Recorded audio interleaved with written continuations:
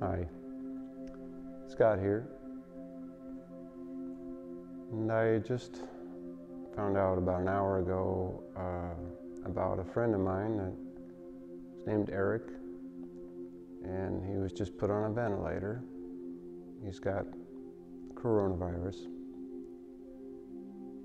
and he's pretty sick.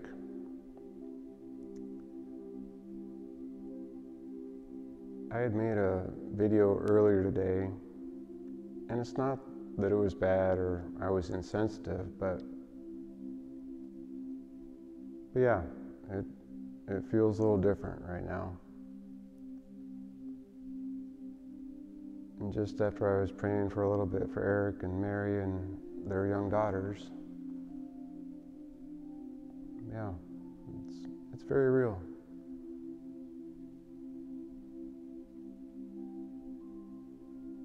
And actually, it made me think about something I hadn't thought about for a while. I was on a plane once without family.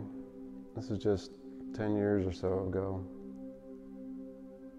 We hit some really bad turbulence, and like so bad, some people behind us lost their cookies, and I was sitting next to this guy who was younger than me. He was in a suit and tie, and he just looked at me and he said, "Man, times like this make it hard to have faith." And I said, "Now is when it counts, actually." And we started talking, and he said, "So you think if we just pray hard enough, the pilot will land the plane fine?" And it's like, well, I don't see it quite like that. I said, I am going to be praying for God and the angels to guide the pilots and everybody involved, and for good weather. And about then the pilot came on and said, "Yeah, we're asking for a new altitude because we want to get out of this," as the turbulence was still bad. And I said, I am going to be praying for guidance and for a safe landing. But I guess most of all, I'm going to be praying for help from the inside out, no matter what happens. And he kind of looked at me and I said, to remember that we are eternal souls. And I know that. I tend to not always live with that awareness, but I do know that. So to get back aware of that, and to help me to center myself and be about that love, that it just makes such a difference when I can move from there, especially if I am afraid. Because I was afraid, and that fear didn't go away. But it was put in its proper place as we were talking, and I was kind of reminding myself and praying, and I even said, even just talking with you now and just supporting each other, and that helps, And we did talk for a while, and we prayed together, and things smoothed out, and of course, here I am, right? And as we got off the plane, he actually shared he was a lawyer and gave me his card and said, "Free whenever you need it." I was kind of, haven't needed it, so that's good. But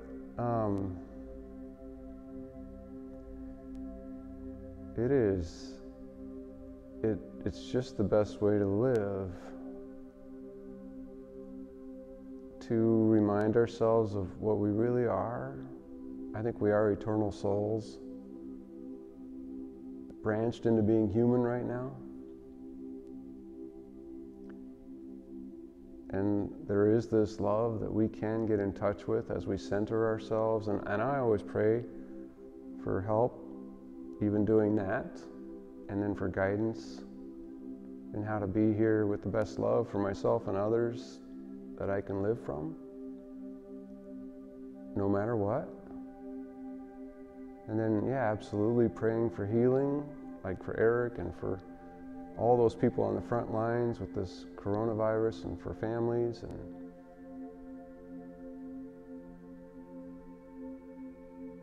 But also that larger awareness that no matter what, the love is worth it. It really is. You know, today is Palm Sunday. I'm not saying you have to be a Christian or even go study about Jesus or anything, but, you know, what's commemorated today is that he went into that temple, that huge temple, and said, "My house shall be a house of prayer, but you've made it into a den of thieves." He turned over the tables of the money changers, all the ways people were taking advantage of people's religious devotion, their desire to be right with God, or however you want to say that. And he was furious about that. He was not a wimp at all. He was saying, don't do that. There should be a house of prayer, a place to connect. And then the Gospels say those he offended that day had him put on a cross by the end of the week. And yet he was able from that cross to say, "Father, forgive them, they know not what they do." That still blows me away. Just that level of love. And wasn't saying everything's fine, so to speak. No, but he didn't lose touch with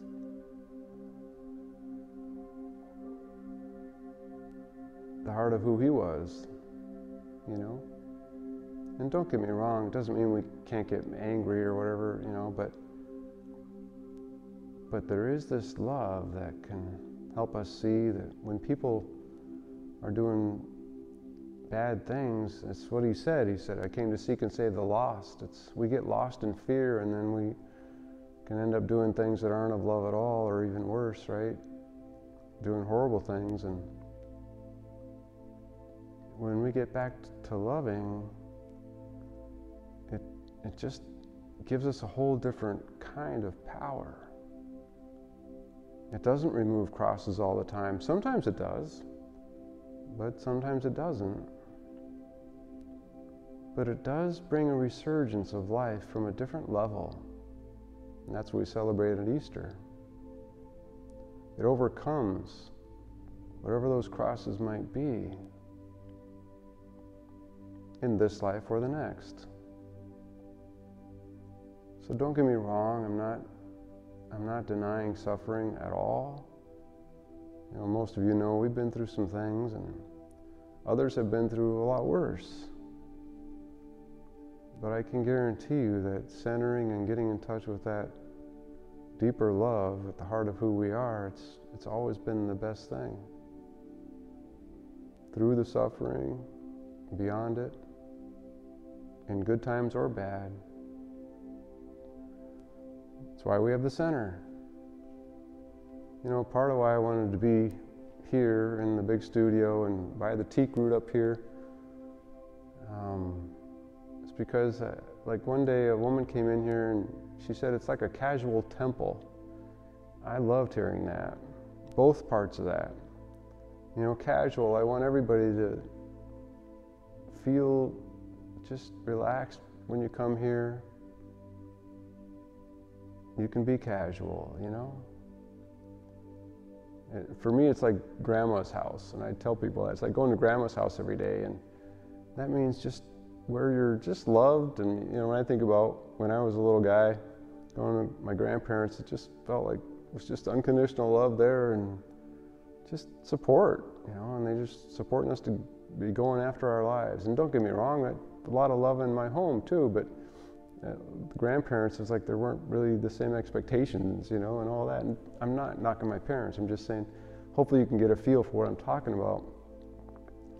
And I want people to have that feeling here, just support, and then go after your life from there without a lot of expectation. Just see the sacredness, and this is the temple part, of that love with which we're all born, that desire to love and be loved and go after a life you love. It's in tune with your own heart. I think God feels that way about all of us. I think it actually turns out we're all branches of that spirit. I think, that desire to love and be loved is because we're made in the image of God. And that's not like a human likeness, like the form of a human. It's more like a heart, right? That love, that energy in motion. And life just feels so much better when we're able to center there and work from there. This is why I wrote The Rest That Works. I think Jesus actually was trying to teach people how to live that way.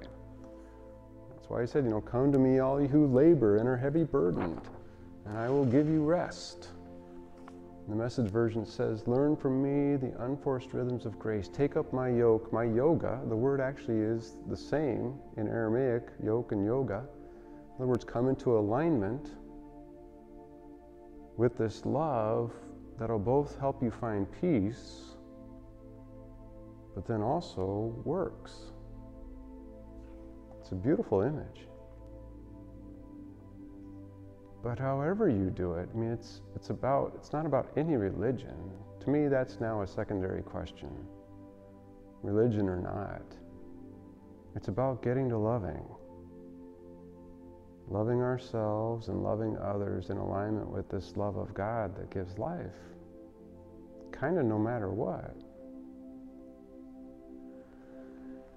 So that's my prayer for you. As we're getting ready for some meditation time here, I will read from Ann Albers. I think I've referenced her before. She does angel messages. They're pretty good. You can just Google Ann Albers, or you can ask me and I'll help you, find her link or whatever. This was in last week's message, a paragraph. The power that creates universes loves you beyond anything you can ever imagine. The source is supporting your joy, your prosperity, your well-being, and your dreams at all times. Will you let this love in? Relax. Breathe. Receive. Whether your concerns are physical or financial, about relationships or retirement accounts, we want to help. We love you. We care about you. We can guide you. Relax. Breathe. Receive. Allow us to assist. Open and allow. It's kind of no matter what. It's a good summation of The Rest That Works. It's a better place to work from than any other I've found. So I invite you to get comfortable, be in a position you like, whether sitting up or laying down. I'll read through the cycle of The Rest That Works. Take a couple deep breaths.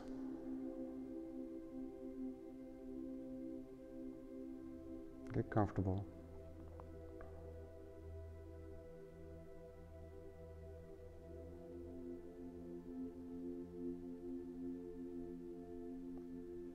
And trust the living God in whom we live and move and have our being, with the confidence and playfulness of an adored child, because you are.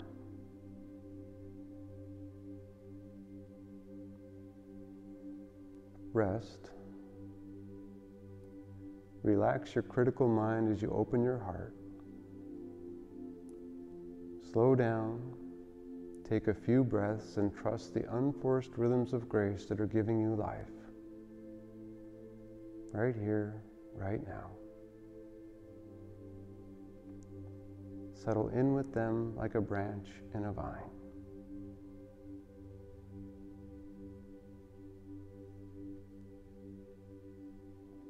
And work.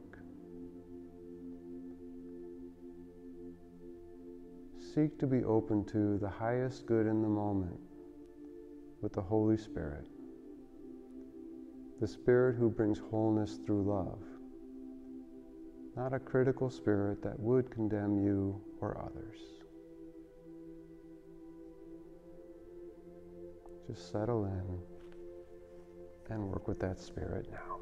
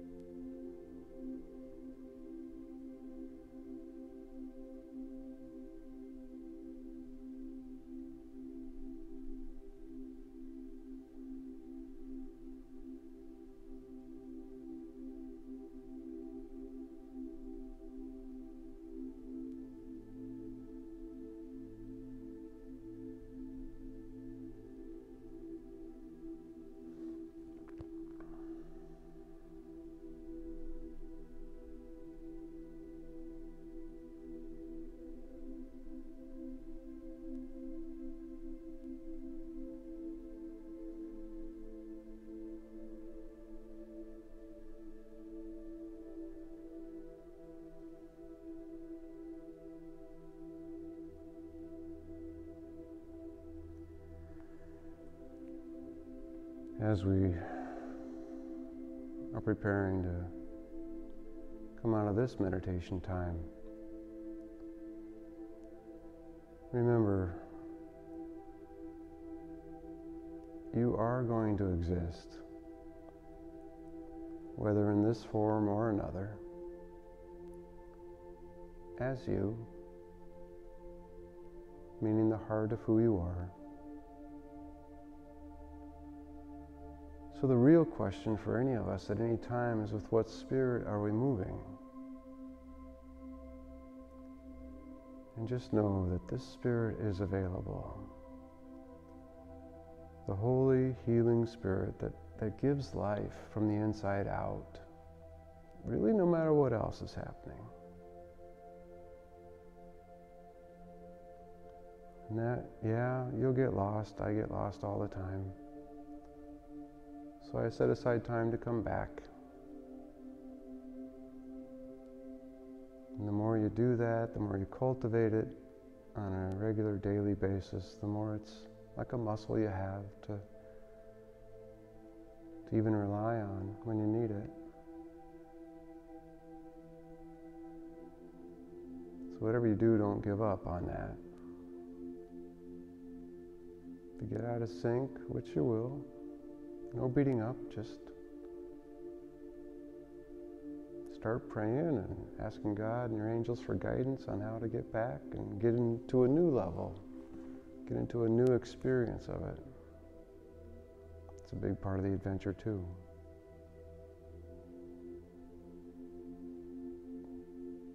And for strength to love yourself and others in the midst of any cross, whatever might be there.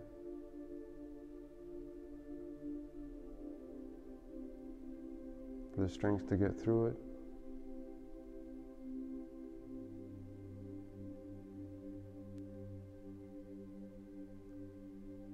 And the power to rise beyond it, whatever that looks like.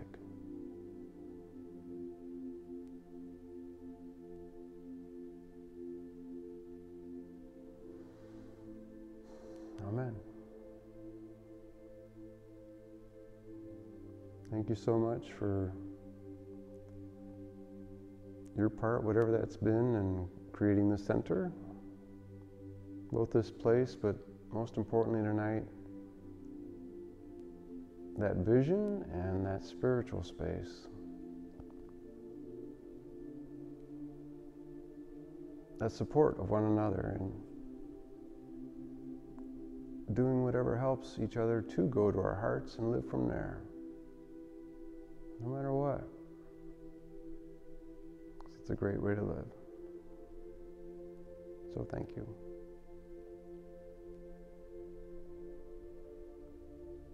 Bless you.